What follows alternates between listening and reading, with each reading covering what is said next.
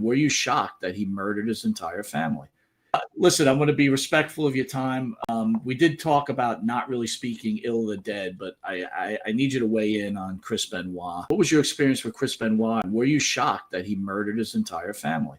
Absolutely. And the last thing I will ask you, what do you have to say to the fans that continue to defend him and say that he actually didn't do it and that Kevin Sullivan murdered that family? I mean, we can all wish, but that's from a law enforcement standpoint, he did it. I mean, it is painfully obvious if you dig into it, he did it.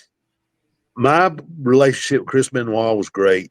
We still talked on the phone, but even I could tell it did. I'm telling you what did it when Eddie died.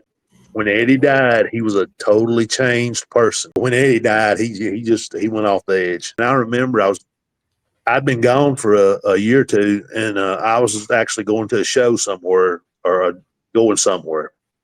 And Umaga called me and said, "Hey," because we'd been in Japan together, and he just went back, and he said, "Hey, man, is Sherry, my wife, is Sherry?" He said, "You at home?" I said, "No." He said, "Sherry at home?" I said, "Yeah." He said, "Turn it on the news in Atlanta." I said, "Why?" He said, "Somebody just murdered Chris and his whole family." And I said, "What?" I called my wife. She said, "Yeah, Barry, it's true." So I went that night and I sat down, and like most everybody, I watched Raw that night, and I ain't gonna lie, man, I had tears in my eyes because this was a guy that I talked to outside. We called each other outside the business.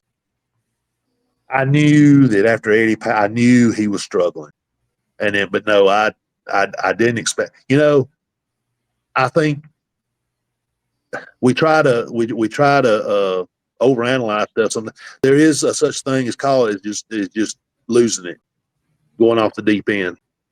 I don't know what happened that day. I don't know, So,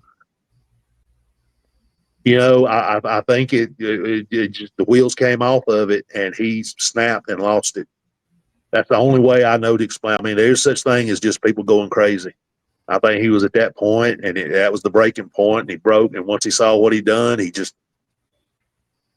couldn't live with it.